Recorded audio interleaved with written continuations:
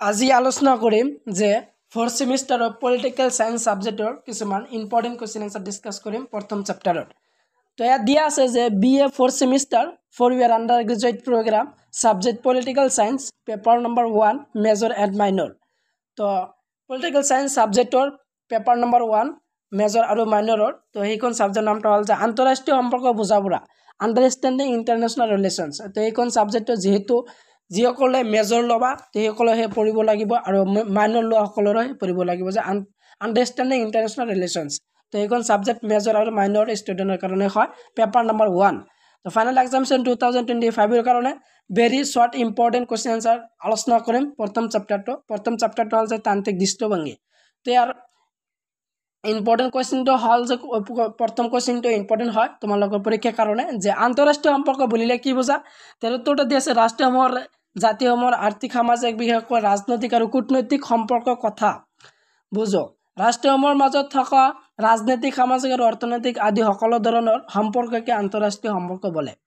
তো most important হয় প্ৰশ্নটো। নেক্সট ইম্পৰ্টেণ্ট কুৱেশ্যনটো যে আন্তঃৰাষ্ট্ৰীয় ইণ্টাৰনেশ্যনেল শব্দটো প্ৰথমে কোনে ব্যৱহাৰ কৰিছিল। ইয়াৰ উত্তৰটো দি আছে 1880 চনত ইংৰাজী চিন্তাবিদ জেৰিমে বেন্থাম বিভিন্ন দেশৰ মাজত থকা কূটনৈতিক সম্পৰ্কৰ কথা বুজাবলৈ ইণ্টাৰনেশ্যনেল অৰ্থাৎ আন্তঃৰাষ্ট্ৰীয় শব্দটো ব্যৱহাৰ কৰিছিল। নেক্সট ইম্পৰ্টেণ্ট প্ৰশ্নটো দিয়া আছে কুৱেশ্যন নম্বৰ 3 যে ইণ্টাৰনেশ্যনেল ৰিলেশ্যনছ নামৰ গ্ৰন্থখনৰ লিখক কোন। মোষ্ট ইম্পৰ্টেণ্ট হয় প্ৰশ্নটো। ইয়াৰ উত্তৰটো দিয়া আছে লৰ্ড ব্ৰায়েন্স আছিল যে লৰ্ড ব্ৰায়েন্স আছিল ইণ্টাৰনেশ্যনেল ৰিলেশ্যনছ নামৰ গ্ৰন্থখনৰ লিখক। কুৱেশ্যন নম্বৰ 4 যে আন্তঃৰাষ্ট্ৰীয় সম্পৰ্কত কি বিষয়ত মূলত জড়িত হৈ আছে। ইয়াৰ উত্তৰটো দিয়া আছে আন্তঃৰাষ্ট্ৰীয় সম্পৰ্কত তিনিটা বিষয় মূলত জড়িত হৈ আছে। এখনটো হ'ল যে জাতীয় স্বাৰ্থ, বিবাদ আৰু ক্ষমতা। 5 নম্বৰ প্ৰশ্নটো দিয়া আছে থিয়ৰী ইণ্টাৰনেশ্যনেল পলিটিক্স নামৰ যুগান্তকাৰী গ্ৰন্থখনৰ লিখক কোন। ইয়াৰ উত্তৰ দিছে যে কেনাথ ৱাল্টছ আছিল থিয়ৰী ইণ্টাৰনেশ্যনেল পলিটিক্স নামৰ যুগান্তকাৰী গ্ৰন্থখনৰ লিখক। কুৱেশ্যন নম্বৰ 6 আন্তঃৰাষ্ট্ৰীয় সম্পৰ্ক যিকোনো এটা সংজ্ঞা দিয়া। তো ইয়াৰ উত্তৰটো দিয়া আছে ৱাৰ্ডানৰ মতে। তো ৱাৰ্ডানৰ সংজ্ঞা দিছে যে যিবোৰ ঘটনা প্ৰবাহে একাধিক ৰাষ্ট্ৰৰ ওপৰত প্ৰভাৱ বিস্তাৰ কৰে সেইবোৰ ফলাফল অধ্যয়নকে আন্তঃৰাষ্ট্ৰীয় সম্পৰ্ক সামৰি লয়। কুৱেশ্যন নম্বৰ 7 যে আন্তঃৰাষ্ট্ৰীয় সম্পৰ্কৰ বিকাশ আৰু অধ্যয়নৰ ক্ষেত্ৰত অৱদান যোগোৱা এজন চিন্তাবিদৰ নাম লিখা। তেওঁৰ উত্তৰটো দিয়া আছে যে উড্ৰ উইলছন আছিল আন্তঃৰাষ্ট্ৰীয় সম্পৰ্কৰ বিকাশ আৰু অধ্যয়নৰ ক্ষেত্ৰত অৱদান যোগোৱা এজন চিন্তাবিদ। কুৱেশ্যন নম্বৰ 8 আন্তঃৰাষ্ট্ৰীয় ৰাজনীতি ভিত্তি কি। আন্তঃৰাষ্ট্ৰীয় আইনেই হৈছে আন্তঃৰাষ্ট্ৰীয় ৰাজনীতিৰ ভিত্তি। কুৱেশ্যন নম্বৰ 9 আন্তঃৰাষ্ট্ৰীয় সম্পৰ্কৰ বিকাশ কেতিয়াৰ পৰা আৰম্ভ হয়। তাৰ উত্তৰটো দিছে 20 শতিকাৰ প্ৰথম ভাগত আন্তঃৰাষ্ট্ৰীয় সম্পৰ্ক আৰম্ভ হৈছিল। কুৱেশ্যন নম্বৰ 10 আন্তঃৰাষ্ট্ৰীয় ৰাজনীতি বিকাশৰ দ্বিতীয় পৰ্যায়টো কেতিয়া আৰম্ভ হৈছিল। প্ৰথম মহাসমৰৰ পিছৰ পৰা আৰম্ভ হৈছিল। কুৱেশ্যন নম্বৰ 11 দেশসমূহৰ মাজত ক্ষমতা লাভৰ যুদ্ধই হৈছে আন্তঃৰাষ্ট্ৰীয় ৰাজনীতি। এই মন্তব্যটো কৰিছিল। এই মন্তব্যটো কোনে কৰিছিল। মৰ্গেন থিয়ে এই মন্তব্যটো কৰিছিল। কুৱেশ্যন নম্বৰ 12 তো তোমালোকৰ যেহেতু কোশ্চিন আৰু এনসাৰ ক'বলৈ গ'লে ভিডিঅ'টো বেছি দীঘলীয়া হৈ আছে তো তাৰ কাৰণে মই কোশ্চিনটো কৈ দিয়া আছোঁ আৰু তোমালোকে এনসাৰটো তোমালোকে চাই ল'বা। কুৱেশ্যন নম্বৰ 12টো দিয়া আছে যে ৰাষ্ট্ৰসমূহৰ মাজত সম্পৰ্ক হৈছে আন্তঃৰাষ্ট্ৰীয় ৰাজনীতিৰ কথা কোনে কৈছিল।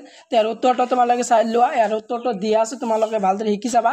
কুৱেশ্যন নম্বৰ 13 আন্তঃৰাষ্ট্ৰীয় সম্পৰ্কৰ বিকাশ গুৰুত্বপূৰ্ণ অৰিহণা আগবঢ়োৱা এজন চিন্তাবিদৰ নাম লিখা। ইয়াৰ উত্তৰটো দিয়া আছে Kautilya. Question number 14 the end history and the last man গ্ৰন্থ লিখক কোন। তাৰ উত্তৰটো দিছে যে ফ্ৰান্সিছ ফুকুয়ামা। কুৱেশ্যন নম্বৰ 15 বাস্তৱবাদ বুলিলে কি বুজা। ইয়াৰ উত্তৰটো তোমালোকে স্ক্ৰীনশ্বট মাৰি লোৱা।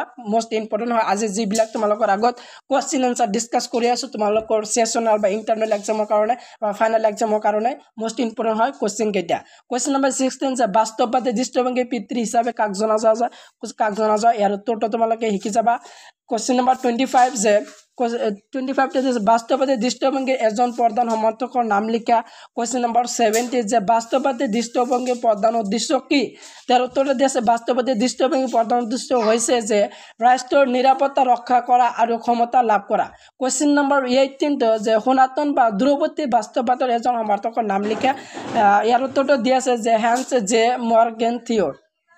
কুৱেশ্যন নম্বৰ 19 যে man the state and the war গ্ৰন্থখন লিখক কোন আৰু এই গ্ৰন্থখন কেতিয়া প্ৰকাশ হৈছিল। ইয়াৰ উত্তৰটো দি আছে গ্ৰন্থখন লিখক হ'ল যে কেন ৱাল্টছ। এই গ্ৰন্থখন প্ৰকাশিত হয় 1954 চনত। কুৱেশ্যন নম্বৰ 20 আন্তঃৰাষ্ট্ৰীয় সম্পৰ্ক অধ্যয়ন কৰা মৰ্গেন থিয়ৰ আটাইতকৈ বহুলভাৱে চৰ্চিত আৰু গুৰুত্বপূৰ্ণ অৱদান হিচাপে বিবেচিত গ্ৰন্থখনৰ নাম কি? তাৰ উত্তৰটো দিয়া আছে মোষ্ট ইম্পৰ্টেণ্ট হয় প্ৰশ্নটো পলিটিক্স এমং নেথন। তো কুৱেশ্যন নম্বৰ 21টো শিকি যাবা। তো 21টো তোমালোকে চাই লোৱা যে উদাৰবাদী চিন্তাধাৰাৰ বিকাশত সহায় কৰা বা অৰিহণা আগবঢ়োৱা এক বিষয়ৰ নাম উল্লেখ কৰা আধুনিকৰণ। ইয়াৰ উত্তৰটো দিয়া আছে কুৱেশ্যন নম্বৰ 22। কুৱেশ্যন নম্বৰ 22 তোমালোকে শিকি যাবা। কুৱেশ্যন নম্বৰ 23 যে ধ্ৰুৱবাদী বাস্তৱবাদী দৃষ্টিভংগী এজন সমৰ্থকৰ নাম লিখা। কুৱেশ্যন নম্বৰ 24 যে লেবাৰিলিজিম শব্দটো কি ভাষাৰ শব্দৰ পৰা উৎপত্তি হৈছে? মোষ্ট ইম্পৰ্টেণ্ট হয়। ইয়াৰ উত্তৰটো আছে লিথিন ভাষা। লিভাৰ শব্দৰ পৰা উৎপত্তি হৈছে। ইয়াৰ অৰ্থ হ'ল মুক্ত বা স্বাধীন। কুৱেশ্যন নম্বৰ 25 যে নব্য বাস্তৱবাদ কাক বোলে? তো ইয়াৰ উত্তৰটো তোমালোকে চাই লোৱা। এইবিলাক আছিল, তোমালোকে স্ক্ৰীনশ্বট মাৰিব পাৰা, স্ক্ৰীনশ্বট মাৰি লোৱা। কুৱেশ্যন নম্বৰ 26 যে নব্য বাস্তৱবাদৰ চিন্তাধাৰাৰ প্ৰধান সমৰ্থক কোন? তাৰ উত্তৰটো দিয়া আছে নব্য বাস্তৱবাদৰ এজন প্ৰধান সমৰ্থক হ'ল যে কেনাথা ৱাল্ডছ। কুৱেশ্যন নম্বৰ 27 যে নব্য বাস্তৱবাদ চিন্তাধাৰা কোনে উন্মেষ ঘটাইছে? ইয়াৰ উত্তৰটো দিয়া আছে 1979 চনত প্ৰকাশিত থিয়ৰী অফ ইণ্টাৰনেশ্যনেল পলিটিক্স নামৰ গ্ৰন্থখন গুৰুত্বপূৰ্ণ গ্ৰন্থত কেথেন ৱাল্ডছে বাস্তৱবাদৰ নব্য চিন্তাধাৰাৰ উন্মেষ ঘটাইছে। কুৱেশ্যন নম্বৰ 28 দিয়া আছে উদাৰবাদ বুলিলে কি বুজা? মোষ্ট ইম্পৰ্টেণ্ট হয়, এইটো শিকি যাবা। কুৱেশ্যন নম্বৰ 29 যে উদাৰবাদৰ যিকোনো এজন সমৰ্থকৰ নাম লিখা। এইটো দিয়া আছে জন লক। তাৰপিছত 30 নম্বৰ প্ৰশ্নটো হ'ল যে নব্য উদাৰতাবাদ বুলিলে কি বুজা? ইয়াৰ উত্তৰটো আছে কল্যাণকামী ৰাষ্ট্ৰৰ ধাৰণাৰ বিৰোধিতা কৰি মুক্ত বজাৰ ব্যৱস্থা আৰু অবাধ ব্যক্তি স্বাধীনতাৰ পৃষ্ঠপোষকতা কৰা মতবাদটোকে নব্য বাস্তৱবাদ বুলি কোৱা হয়। কুৱেশ্যন নম্বৰ 31 নব্য উদাৰতাবাদ এটা বৈশিষ্ট্য লিখা। ইয়াৰ উত্তৰটো একত্ৰীকৰণ। নব্য উদাৰতাবাদৰ এটা বৈশিষ্ট্য হ'ল যে একত্ৰীকৰণ। মোষ্ট ইম্পৰ্টেণ্ট হয়। আজি যিবিলাক তোমালোকৰ আগত কুৱেশ্যন এনচাৰ ডিছকাছ কৰি আছোঁ গোটেইবিলাক ইম্পৰ্টেণ্ট হয়। তোমালোকে অতি গুৰুত্বপূৰ্ণ সহকাৰে ভিডিঅ'টো তোমালোকে ভালদৰে চাই লোৱা।